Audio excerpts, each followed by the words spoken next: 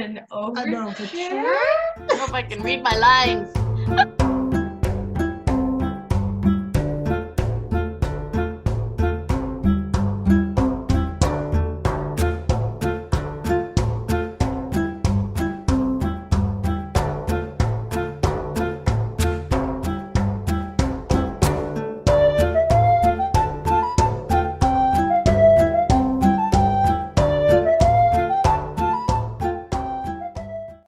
Let's start. All right. Beautiful overture. Loved every I practiced really hard. minute. Okay, let's Yeah, go. you wanted The something? tragedy of Romeo and Juliet by No. Oh, there we go. William Shakespeare. All right, let's get to it. Let's do it. I think I should order a pizza. Hello, my lovelies. Two households, both alike in dignity, in fair Verona, where we lay our scene. From ancient grudge break to new mutiny, where civil blood makes civil hands unclean. It's like COVID. Yeah, from forth the fatal loins of these two foes, a pair of star-crossed lovers take their life. Spoiler alert. Whose misadventures, piteous overthrows, doth with their death bury their parents' strife.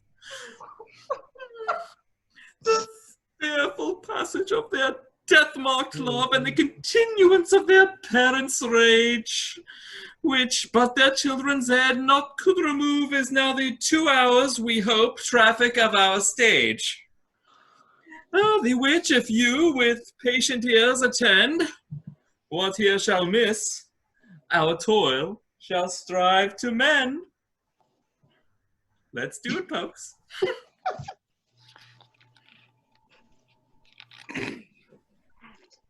One. Gregory, on my word, will not carry coals. No! For then we should be colliers. I mean, if we be in collier, we'll draw. Aye. While you live, draw your neck out. Or you collier. I strike quickly, being moved. But thou art quickly moved to strike. Oh, a dog of the house of Montague moves me. To move is to serve, stir. And to be valiant is to stand. Therefore, thou art moved. Thou run, stay away. Oh, well, a dog of that house shall move me to stand. I will take the wall of any man or maid of Montague's. Oh. That shows the weak slave. For the weakest goes to the wall. True, and therefore women, being the weaker vessels, ever thrust to the wall. Therefore I will push Montague's men from the wall and thrust his maids to the wall. Makes sense? Does make sense. The quarrel is between our masters and us, their men. Oh, 'tis all one. I will show myself a tyrant. Oh, when I've fought with the men, I will be civil with the maids. I will cut off their heads. That's civil. The heads of the maids? The heads of the maids, or their maiden heads. Take it in what sense thou wilt. They must take it in sense that feel it. No, me they shall feel while I'm able to stand, and 'tis known I'm a pretty piece of flesh. Well, yes, you are. 'Tis well art thou Not much. not fish. If thou hadst been poor John, draw thy tool. Here comes of the house of Montagues. Oh, my naked weapon is out. You meant this one. Okay. Name of your Quarrel, sex. I will back thee.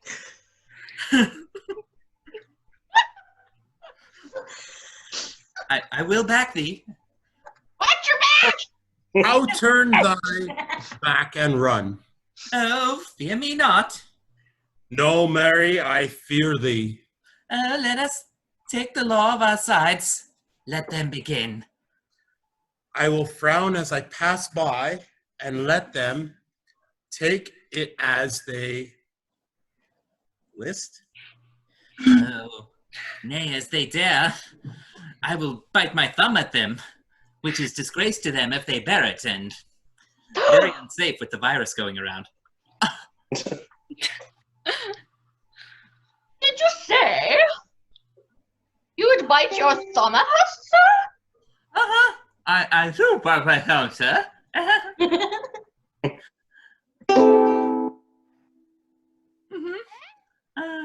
Do you bite your thumb at us, sir? Yeah. Is the law on our side if I say aye? No. No, sir. I do not bite my thumb at you, sir, but I bite my thumb, sir. That's You good thumb. quarrel, sir? Quarrel, sir? Oh, no, sir. Oh, but if you do, sir, and for you, I serve as good a man as you.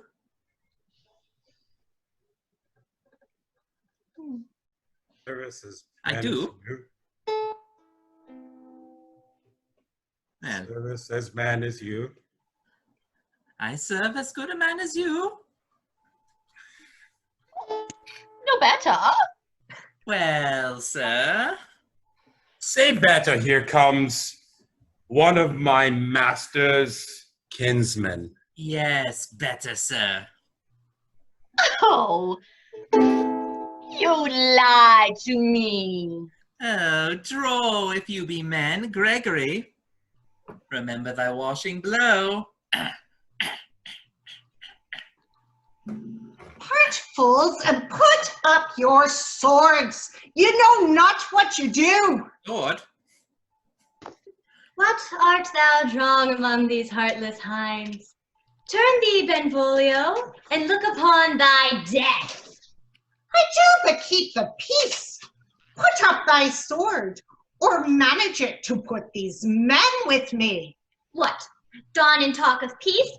I hate the word. As I hate hell, all Montagues, hangers, William Shakespeare, and thee. Have at thee, coward. Oh, clubs, bills, and partisans, strike, beat them down. Down with the Capulets, down with the Montagues. That's you. I'm getting out of here. What noise is this? Give me my long sword, ho. Who are you calling a hoe? Ho! A crutch! A crutch! Why call you for a sword? My sword, I say. Old Montague is come, and flourishes his blade in spite of me.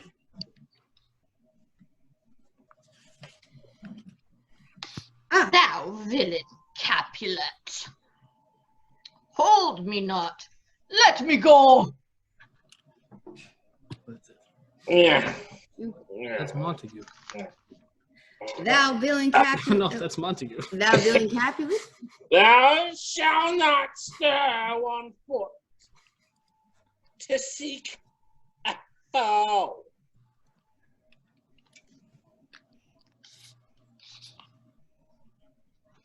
That's Lady Montague.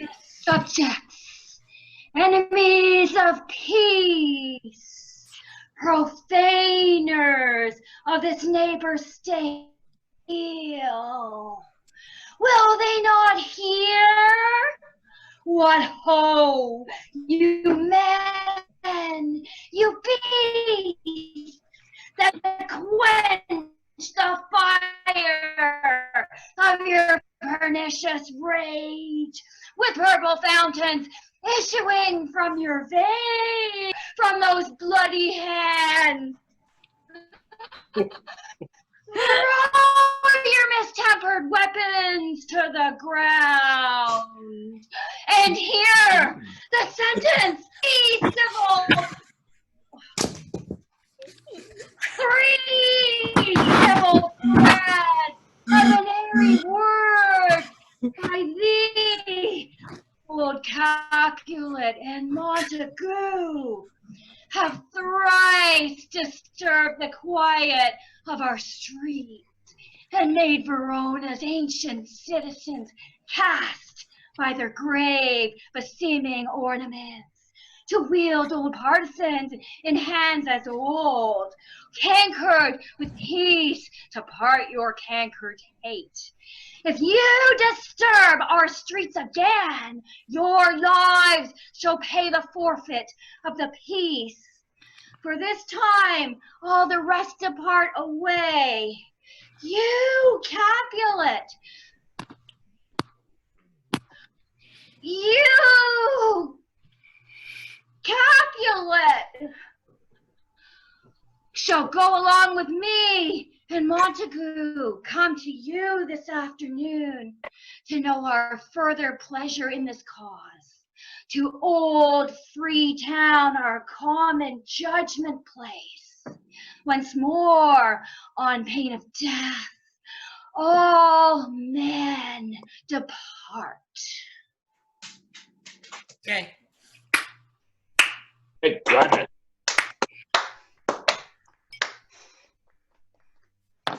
An old wise man once said, "Who set this ancient quarrel new abroach?"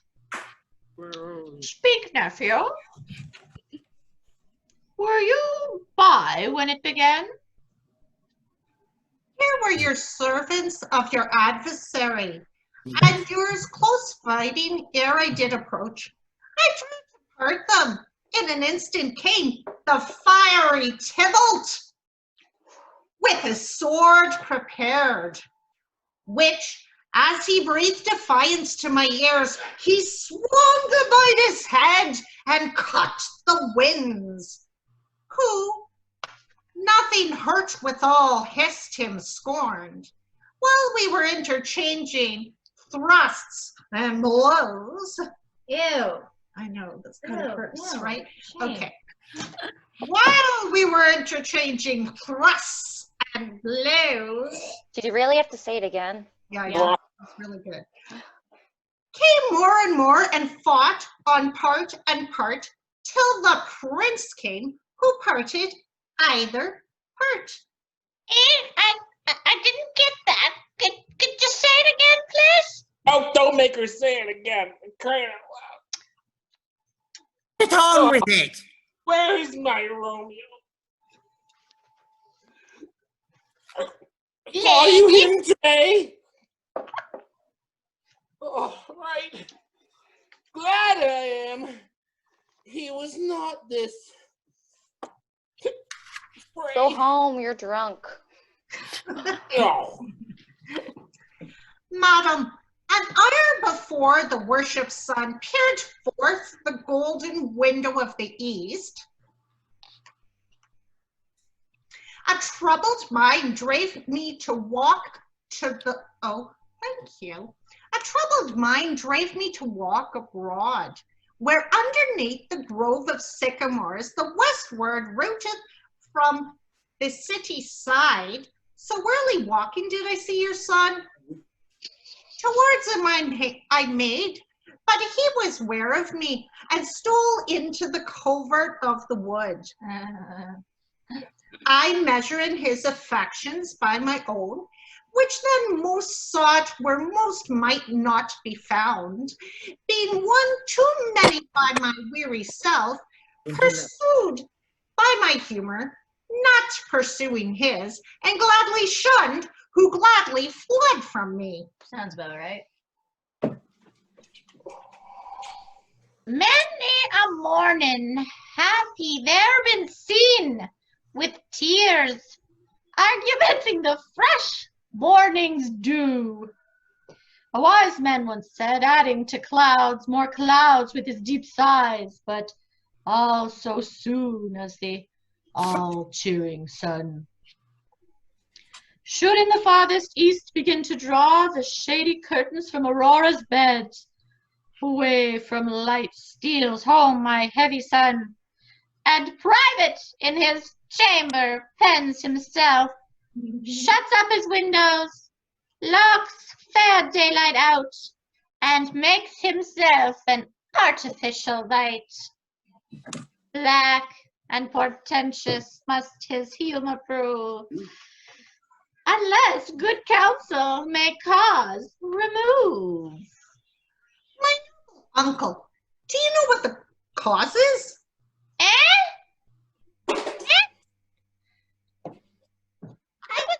So say it again, noble uncle, do you know the cause? Oh, I neither know nor can learn of him. Have you importuned him by any means?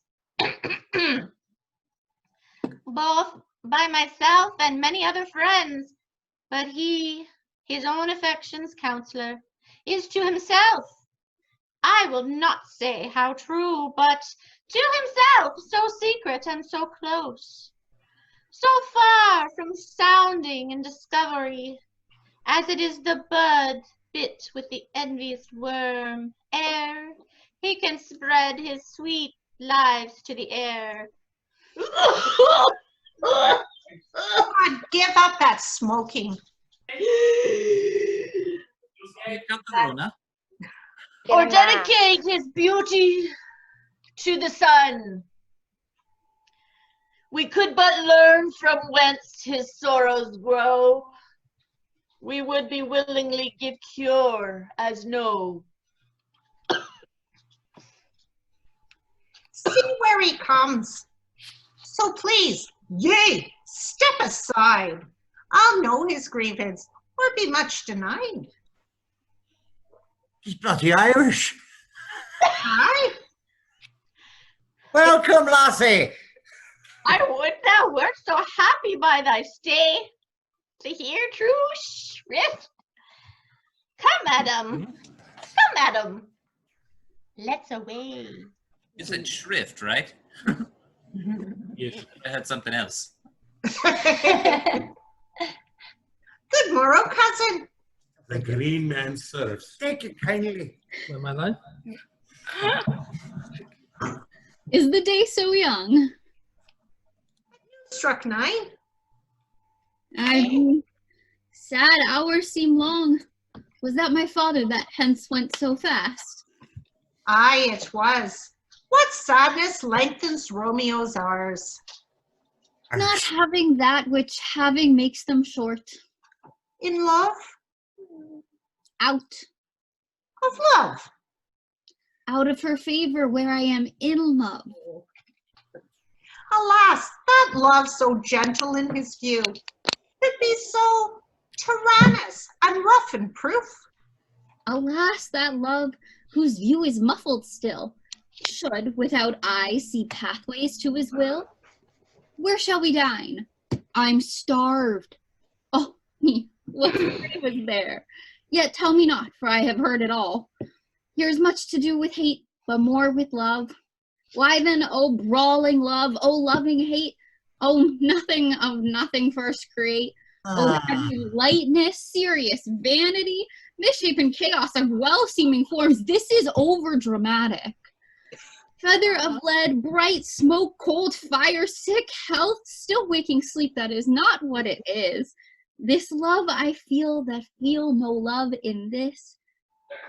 Dost thou not laugh? Mama! Oh, cousin, I'd rather weep. Lies. At what? At thy good heart's oppression.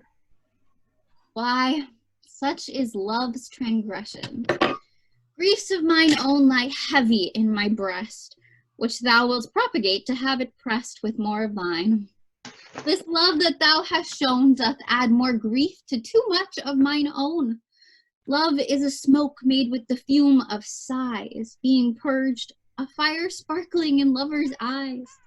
being vexed, a sea nourished with lovers' tears. What is it else? A madness most discreet, a choking gall, and a preserving sweet. Farewell, my cousin. Emo. Soft. I will go along. And if you leave me so, you do me wrong. I have lost myself. I'm not here. This is not Romeo. He's some other where. It's Catherine. Exactly, not Romeo. Tell me in sadness, who is it that you love? Yeah, who is it? Tell us. Who? Come on. Shall I I know. Zoe? Yeah. Groan. Why, no, but sadly tell me who. Bid a sick man in sadness make his will. A word ill urged to one that is so ill. In sadness, cousin, I love a woman. Congrats. He aims so near when I supposed you loved. Shocker. A right good markman, and she's fair, I love. A right fair mark, fair cause, is soonest hit. Well, in that hit, you miss. She'll not be hit with Cupid's arrow. She hath Diane's wit, and in strong proof of chastity well armed. From love's weak, childish bow she lives uncharmed. She will not stay the siege of loving terms, nor buy the encounter of assailing eyes, nor ope her lap to a saint-seducing gold. Oh, she's rich in beauty, only poor, that when she dies, with beauty dies her store. Oh, damn. Then she has sworn that she will live chaste.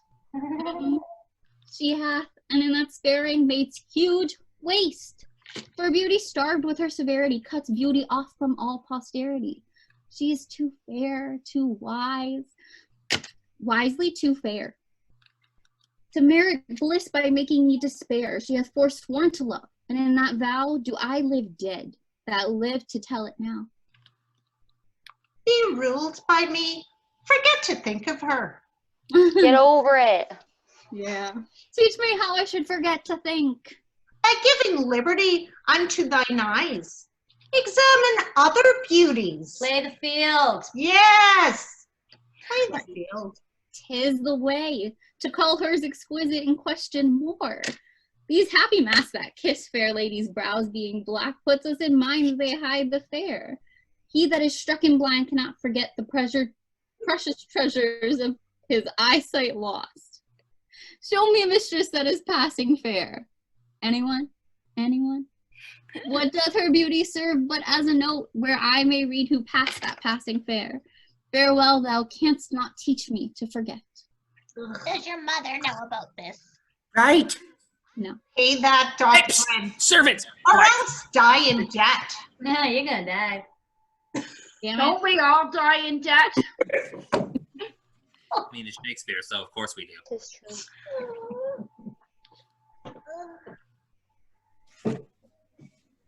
Well, what the hell you doing? Come on. Scene 2. Holy kryptonite.